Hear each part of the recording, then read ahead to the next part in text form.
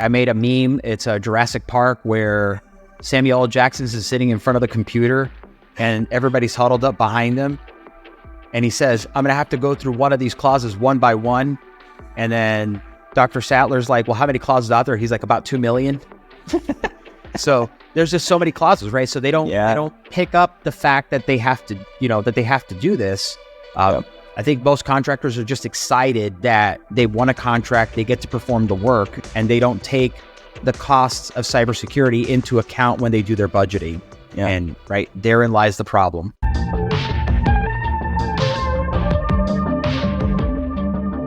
Hey everybody, welcome to the Paramify podcast. I'm your host, Kenny Scott. And once again, we're going to talk about InfoSec in cybersecurity. Today, we're excited to welcome a true expert in the field of cybersecurity, Fernando Machado. He is the Managing Principal and CISO at Cybersec Investments, LLC, an authorized third-party assessment organization, C3PAL, for CMMC, which is the Cybersecurity Maturity Model Certification. We're going to get into that. His experience spans over 2 decades with key roles in companies like L3Harris Technologies, and Raytheon, served in the Army. And Fernando is the author of CMMC Simplified, which is a most excellent resource for understanding the complexities of the Cybersecurity Maturity Model Certification. So Fernando is going to join us to talk about his invaluable insights on CMMC 2.0 and the nuances there. And I'm excited to get started here to learn from one of the industry's best. Fernando, thanks for joining us, man. Thank you for having me. Yep. So how did you get started in cybersecurity? Just take us back and walk us through that. So I first started when after I got out of the Army, I did a lot of security contracting work, physical security contracting work. I went to Kuwait. I did 6 months worth of contracting work there. I tried my hand a little bit in law enforcement. It wasn't for me. And I went to go work for Raytheon as a security officer there. And while I was there, I noticed there was a lot of downtime. So I decided to go back to school and pursue my degree in cybersecurity. I did that. And once I graduated, I was given an opportunity with a company called STG. I think they're another name now, but that was essentially a Department of the Army contractor stationed over at Fort Huachuca, Arizona. And that's where I got my start. I was an IT security analyst, and I had just came in during the tail end of the, it was just before the RMF framework. So it was I can't even think of the name of it right now because it's been so long. DIACAP. That's what it was. Okay. It was the DIACAP framework. So I was coming in at the very tail end of the DIACAP framework and then transitioning over into RMF. And then, years go by, and then, I go right back to Raytheon to go work for them. And then I took a position here in Florida with L3Harris, and then CMMC started to come around. I started hearing chatter about it in about, middle of 2019. And as the NDAA was getting signed, I started noticing that they were putting the CMMC accreditation body at the time. And I reached out to one of the board members there and asked him if I could be part of the industry working groups. And so I was fortunate enough to be one of the first ones to join that working group. And our job was to learn all of the tailoring criteria and basically create language that would eventually make it into the CMMC 1.0 assessment guide. And then I was one of the first provisional assessors. The first 5 were reserved for the CMMC accreditation body board members. I was number 8. And so, some time goes on. I decided to go pursue to become a C3PAO. And we got authorized last July or August of last year of 2022. I have to make sure I say that now because it's not last year anymore. July or August of 2022. So we were the 29th C3PAO. I think we're currently up to 50. And then here we are. Yeah, here we are. Man, CMMC really has come into the fore finally. It's been quite anticlimactic, right? You said 2019, right? We've been hearing it for a long time, but finally, there's it's live now, right? That it's going to happen, right? At this point. So, in your view, Fernando, what are some of the most significant changes in CMMC 2.0 that you think organizations need to be aware of? Right. So, yeah, the differences between CMMC 1.0 and 2.0 are as follows. So, under 1.0, we had the 5 levels of CMMC. Under 2.0, they've compressed it down to 3 levels. Under 1.0, contractors that were handling federal contract information would have to get assessed by a third party. Under 2.0, that's not the case anymore. They're going to allow a self-certification with an annual affirmation to make sure that companies are still meeting compliance. And under 2.0, also, contractors that are handling CUI are going to either get allowed to be assessed, either a self-assessment, or they're going to have to get a third-party certification. However, we don't know which contracts are going to be allowed to self-assess or which ones are going to require a level 2 cert. So it's kind of like you're rolling the dice if you think you're going to just wait on the sidelines and think that you're going to get a self-assessment. So the recommendation that we make is, if you can and you're ready to go get your CMMC certification once the rule is finalized. Yeah, and we expect that once the rule, when do we expect that to be finalized, that rule? Yeah, DoD has said many times that they're expecting fall of this year, so fall of 2024, when they expect the rule to be final. The rule was published as a proposed rule on December 26th. Right, the day after Christmas, right? Good old government. It's the government way.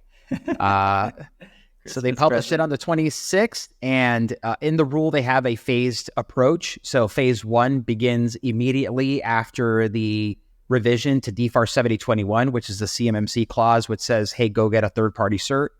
Then phase 2 is 6 months after that. Phase 3 is 1 year after that. And then by the time we hit phase 4, CMMC language will be in all solicitations and contracts. And so they're expecting that rollout to be about 2 years. Yep. Huge. Yep. So my world, I talk a lot about FedRAMP, and they're kind of, they're close together. And the new CMMC rule talks about the FedRAMP equivalency, that an organization seeking authorization meets equivalency when it possesses a CSP's SSP aligned to FedRAMP moderate. What are your thoughts on this? Do you think this is going to drive more companies to pursue FedRAMP authorization, like if any? I'm not sure. I mean, there's a couple of companies that are out there right now that are providing cloud services. One of the things that I want to make sure that I make the distinction here is that there is this idea that everything that you use that's a cloud service provider has to be FedRAMP moderate, and that is not the case. The FedRAMP moderate requirement only applies if you're going to be processing, storing, or transmitting CUI using that external cloud service provider. So you can use security protection tools that are not going to be processing, storing, or transmitting CUI, and it does not have to be FedRAMP. But if you're going to be processing, storing, and transmitting CUI, then the cloud service provider has to be FedRAMP. So we want to make sure that we understand that distinction between the two of them. Got it. Yeah, that makes sense to me. That makes sense. Okay. All right, man. Well, this is awesome. So for CMMC level 1 organizations who are only managing FCI, so federal contract information, because creating an SSP to document the scope and requirement implementation is optional. Do you see them having an advantage when bidding over their competitors if they do create SSPs? I don't know if that's really clear. I was just kind of going through it. I wrote it earlier and I'm just like, wait. So for level 1 for FCI, there is no requirement for a system security plan. Mm-hmm. Okay. So yeah, for level 2, however, 3.12.4 is the system security plan requirement, but that doesn't exist in level 1. Got it. Okay. So All right. So organizations have to enter their affirmations electronically in the SPRS. What is that? The Supplier Performance Risk System? Performance Risk System. Okay. And they need to declare successful implementation and maintenance of applicable CMMC requirements. So what are the guidelines in place to ensure that those affirmations are actually true, right? So the CMMC level 1 is aligned with the FAR 52.204-21 clause. So if you pull up that clause, there's 15 controls there that a contractor has to do to protect federal contract information. And if you look at the CMMC level 1 self-assessment guide, there are 17 controls that are aligned to that were pulled from the NIST 800-171 document. So it's kind of like they're playing on both sides of the fence here. But if you apply the level 1 self-assessment guide, it'll cover the 15 requirements in FAR 52. One of the things that I read in the rule, though, that kind of makes it difficult for contractors is the DoD is not going to allow POAMs at all. So all 17 requirements have to be implemented. Oh, okay. That is interesting. No POAMs. Okay. Okay, so for another thing, right? So like gap analysis, like for smaller or less mature companies needing CMMC. So what is your estimates as to their readiness to comply with those standards? Is it going to be really costly for them? Is it going to be a burden for a lot of these companies, or is it maybe we're overthinking some of this? Yeah. So one of the things that I think that a lot of contractors out there make the biggest mistake on is they think that CMMC is an implementation program. And in one of the comments made by the one of the comments made by the public, and the DoD responded, they responded to this comment in 2020 under CMMC 1.0, and they responded to it again here in the 2023 rule. Okay. And so a lot of contractors are asking for money for implementation, and the DoD says, listen, the rule is like the cost associated with implementing FAR 52 or NIST 800-171 is not attributed to this rule. If you've already had one of those contracts with those clauses, you should have already incurred those costs. All CMMC is a third-party validation of those requirements. Got it. Yeah. So before they've already signed up to do the controls, right? In 800-171. Right. They need to do those things. And honestly, they are just good, clean living. Right? They're not really crazy. It's like, actually, you should authorize access, and you should authorize changes, and you should manage the configuration. And yeah, actually, you should control your networks. And now they're saying, yeah, whatever. And they do the business anyways. And they're like, no, now we're actually going to make sure that you're doing it. So, this has been a long time coming. Right. If you look at, just go back to like 2019, right? When the DoD Inspector General did a report, they went out there and they decided to assess 9 contractors that were handling CUI. And the 2 criteria was that 1, that they were handling CUI, and 2, that they had at least $1 million or more worth in contracts. And what they discovered, that all 9 contractors failed. They were telling the DoD that they were implementing these things, right, and for the most part, they weren't implementing it. So that eventually led to the NDAA fiscal year 20, which I think section 1648 says, hey, we're going to establish a third-party certification program. And in January, the CMMC accreditation body was born, and that wheel started to roll. A lot of people, another thing too, is like they have to understand, well, what's taken so long? You're looking at the speed of government, right? If you've been in the military like I have, there's an old saying, hurry up and wait, right? Mm-hmm. Everything moves extremely slowly. And now we're starting to see the rule getting published. And this is after many years of changes and, wordsmithing and just making sure that everything is right. But this is very many years in the making. Yeah, super critical. What I don't want to inject, I'm trying not to inject my bias in here. in your view, you've been doing this for a long time, helping companies, implement security, or I guess just validate that they have security in place already. What do you find are the main drivers to why they don't have like simple things in place in the first place? Is it they don't know, or is it just like, oh, I guess I have to do it now? I think in the past, having worked with several contractors, either they don't read the long list of clauses that they get. I made a meme. It's a Jurassic Park where Samuel L. Jackson is sitting in front of the computer and everybody's huddled up behind him. And he says, I'm going to have to go through one of these clauses one by one. And then Dr. Sattler's like, well, how many clauses out there? He's like, about 2 million. So there's just so many clauses, right? So they don't pick up the fact that they have to, do this. I think most contractors are just excited that they won a contract, they get to perform the work, and they don't take the costs of cybersecurity into account when they do their budgeting. Yeah. And right therein lies the problem. Yeah. In your view, do you feel like it really is 2 million things, or, like how do these things get so cumbersome and huge, right? Versus like, because at the end of the day, like most of my companies that I'm dealing with, even if there are over 1,000 requirements in a given standard, they're not doing 1,000 different things, implementing 1,000 different components. They're just making sure that the components and the capabilities that they have in place, that those are getting adopted by everybody. Right. And so I think they get so overwhelmed by just the sheer amount of documents and the sheer amount of requirements. It gets so hard. And so they don't really know what to do. And they're just like, I don't know. There's no way I'm going to finish reading all of this. And so that's probably the advantage of working with, there's no substitute for experience. And so if you're working with someone who's been there, you're going to help them just kind of get it all put together. Just like, back before TurboTax, we wouldn't even venture to do our taxes ourselves. We would, hire a CPA, something like that. Yeah. Right? Yeah.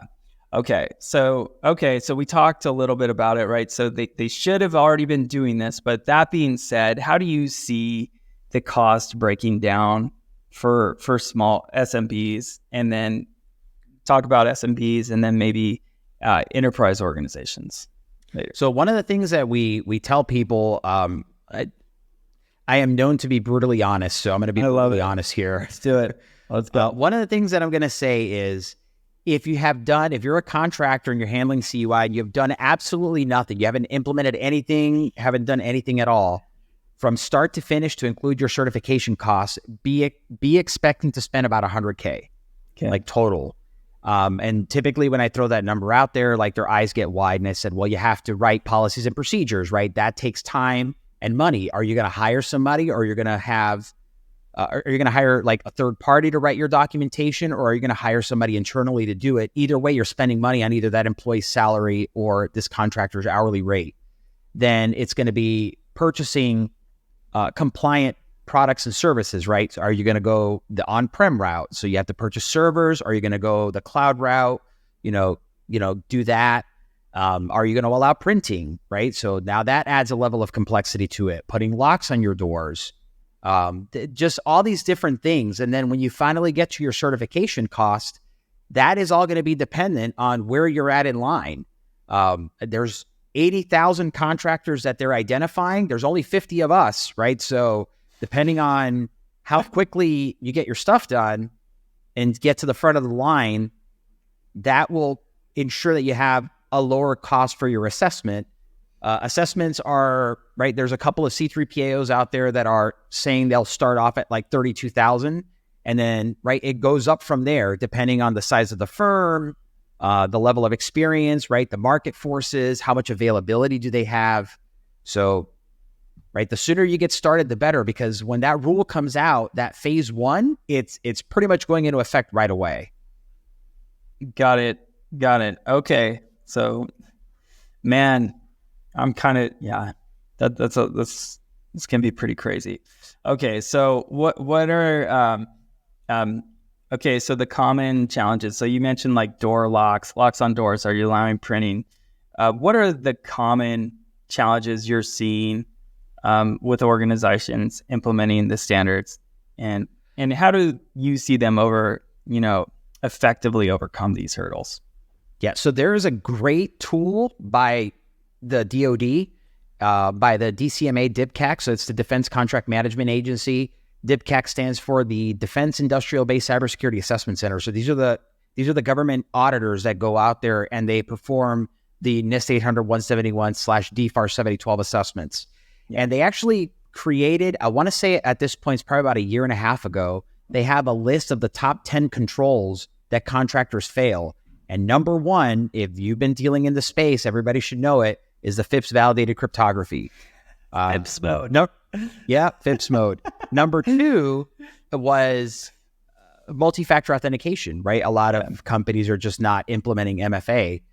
So that, from a technical standpoint, that's the challenge. On the administrative front is sometimes we'll see policies that are just not, they're still in draft. Policies are incomplete. There's no procedures. There's absolutely no documentation whatsoever. That is the biggest lift, because it's one thing to implement all this stuff on a technical standpoint, but then to actually document it to show the assessor we are doing what we say we're doing. Yeah.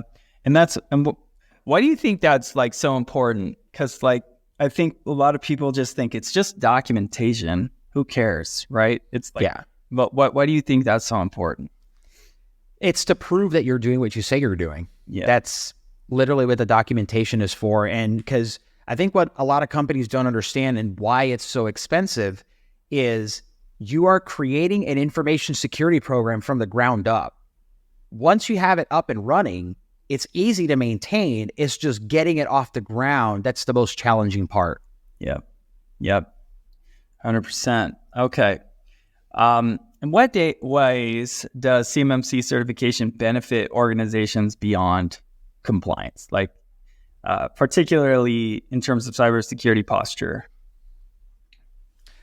Like how will it benefit a company besides CMMC? Yeah, besides CMMC, in what ways do you see it benefiting a company? Yeah. So a lot of these companies are dealing with proprietary information. Their secret sauce is kind of what's kept them in business for the last 30, 40 years. The good thing about the CMMC program is, like, not only can you protect the government's data, you can protect your own by implementing, like, you've already implemented the framework, you just apply it.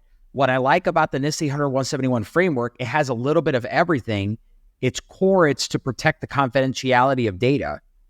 So you want to protect it from unauthorized disclosure. Well, what better information aside from the government's than your own personal secret sauce that's kept you in business this entire time? So yes, it sucks that you have to do it to protect the government's data, but look at it as a business differentiator and protecting your own self. Yeah, got it. And so you've been over 20 years now doing something, whether it was like in the Army or in security, right? So, and your path is different, right? All of our paths are different to cyber. What is your advice you're giving to younger professionals that are just wanting to get into cybersecurity? So one of the best pieces of advice that I can give them, unfortunately, like if you look at a lot of the jobs that are out there, even for entry level, they all require a bachelor's degree in something, whether it's going to be in cybersecurity, whether it's going to be in information technology, something that's going to be computer related is going to be that barrier to entry. The next thing that I recommend is, if you're going to be in the cybersecurity field, I personally think the Security Plus is a very good foundational security cert for entry-level professionals that are coming in. And you can do that in tandem. A lot of the stuff that you will learn in college will kind of carry over. Security Plus does a very good job at kind of teaching you the fundamentals of what being a cybersecurity professional will be. And then, you start working your way up the ladder into things like, the CISM, and then eventually you want to get to the gold standard, which is the CISSP. Yeah. Man, I remember I got to make sure that doesn't lapse for me. I keep, it's been a while since I got that, but I keep a very heavy eye on it. My 3 years just came up, I believe, in November. And so they're like, now, hey, you have another 3 years to kind of get your 120 continuing education credits. So I'm like, all right, well, I'm going to start like January 1st and start like knocking out these like continuing education credits and go to like these different conferences and stuff to make sure it doesn't lapse, because that was a brutal exam. It is super brutal. However, when I took it, I thought, hey man, I love this. This is exciting, right? Because at that point, you really have to go full send to pass that exam. Yeah. You can't just, if you trivialize, studying that, you're probably not going to have a good outcome unless you're some sort of crazy genius that already knows everything about network and, the Orange Book or whatever it was. I hope that maybe they don't talk about the Orange Book now, but I remember that. I'm like, who cares about that? But anyway, well, great. I'm so glad, Fernando, that you came on to tell us about CMMC. This is great information for our listeners. Tell us a little bit about how we find out more about cybersecurity investments, and we'll also provide a link to your book in this podcast. But tell us a little bit about how we find out more about you and how they can reach you. Yeah. So you can go on to cybersecinvestments.com. Also, we have a YouTube channel. We're starting to populate that. One of the things that we just recently added on there was the Joint Surveillance Voluntary Assessments. So what these are, it's basically a DFAR 7012 assessment that's conducted jointly with an authorized C3PAO and members of the DIBCAC team. And so what's supposed to happen is at the end of your assessment, the DIBCAC team will go into the contractor's SPRS record and update it to a DIBCAC high confidence assessment. And reading the rule, it says that if you pass that with no POAMs, a perfect 110, then you can get a CMMC level 2 final certification right out the gate once the CMMC is finalized. So you can save yourself time from not having to stand in line and having to pay higher costs on availability by going and getting assessed today, and it'll convert once the rule is finalized later this year. Oh my gosh. Wow. So we'll definitely, I feel like that's a crazy valuable resource. Awesome. And then you also got your book. So thanks. We'll put that in there. So thanks for writing that awesome resource. I need to finish it. It's even short, but I gotta finish it. Adam finished it, and he ridiculed me for not reading it before. But anyways, that's fine. Yeah, and of course, right, we're on LinkedIn as well. Connect with me on LinkedIn. I connect with everybody. I try to make myself as available as possible. And our company page as well on LinkedIn. Great, man. Fernando, last question, man. Yes, sir. In the Lord of the Rings Fellowship, who's your favorite character in the Fellowship? I'm probably going to get spears thrown at me. I have never seen Lord of the Rings. Okay, that's all right. Okay, we'll just say Legolas. All right, sounds good. All right, Fernando. Thanks so much, man. Appreciate you for coming on the show. And thank you. Thanks for having us. All right, man. Ciao.